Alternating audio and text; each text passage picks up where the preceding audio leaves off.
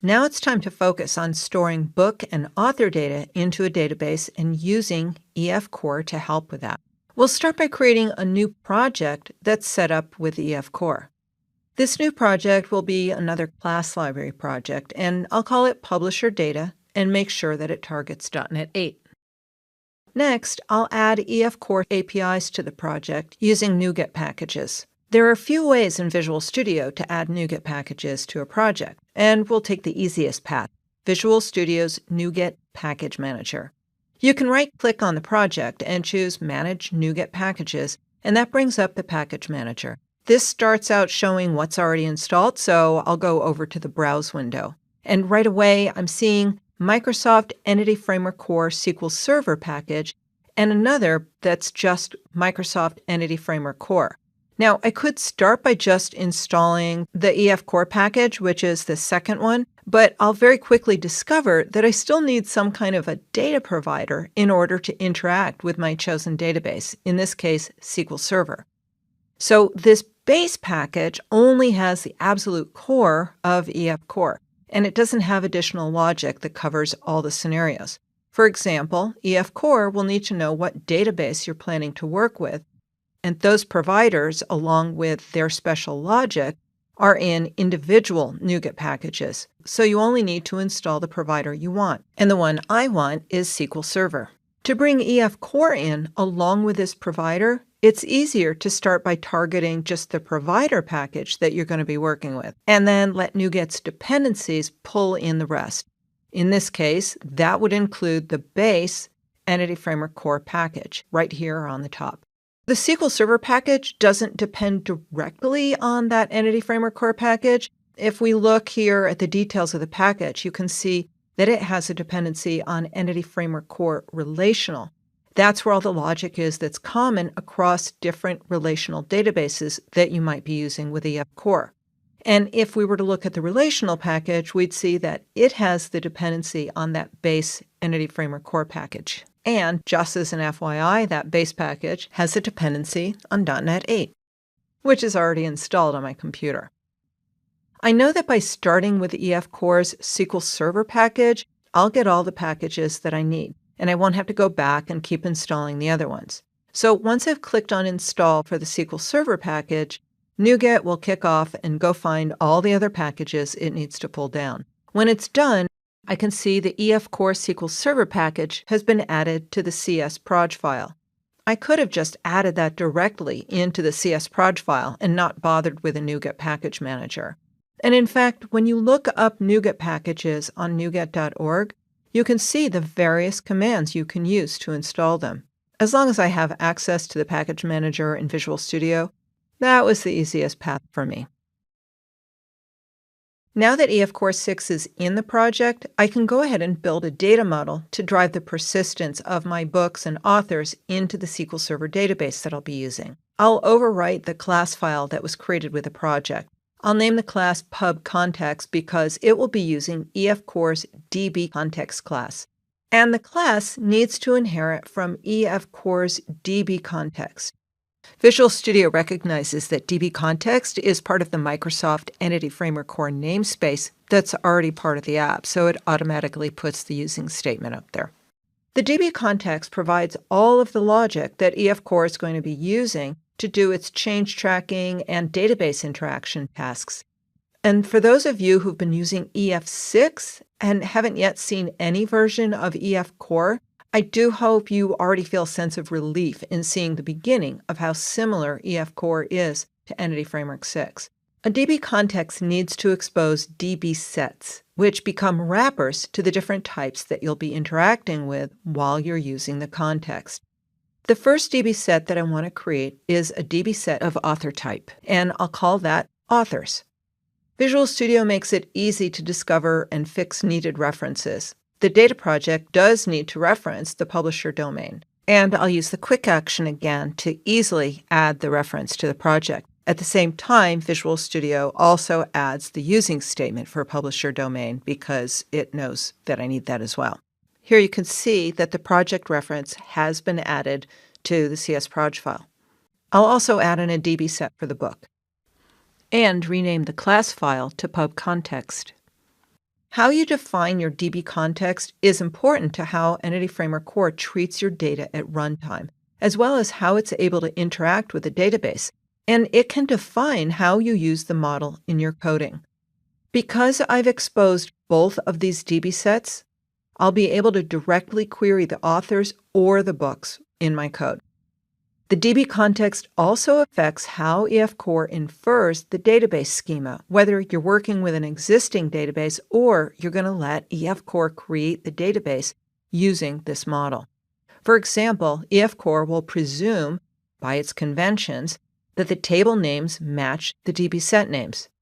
There's a lot you can do to affect how EF Core infers that model at runtime as it reads the DB context and any other information you might provide. But for now, I'll just stick with EF Core's defaults, given that I've already made it aware of the author and the book. Further on in this course, I'll provide you with more information about defining and customizing the DB context, and I'll give you some tips and tricks on taking more control over how EF Core interprets your data model by way of this context. This is all EF Core needs to know about the classes it's going to be interacting with, but we still have to let it know about the database. Even though you've already seen me bring EF Core's SQL Server provider into this project, my DB context is still completely unaware of that provider. If you're coming straight from EF6 or earlier, informing the context about the provider and connection string is quite different, so do pay attention. There's more magic in those earlier versions to infer the provider and connection string, but this caused some confusion and some bad side effects. With EF Core, you need to explicitly tell the context what data provider to use and explicitly give it a connection string. There are a few ways to do this. One is directly in the DB context class, and that's what I'll do here. Now, hard-coding the connection string into the context is great for demos and first looks, but not for your real software. Later, you'll see me take advantage of some features of ASP.NET Core to inject this information into a DB context at runtime. In EF Core, the DB context has a virtual method called onConfiguring. I'll add that into my class using the override snippet. OnConfiguring will get called internally by EF Core as it's working out what goes in the model. And it will also pass in an options builder object, and you can use that options builder to configure options for the DB context. We won't need this base onConfiguring call, so I'll delete that. Notice that the options builder has a method called useSQLServer.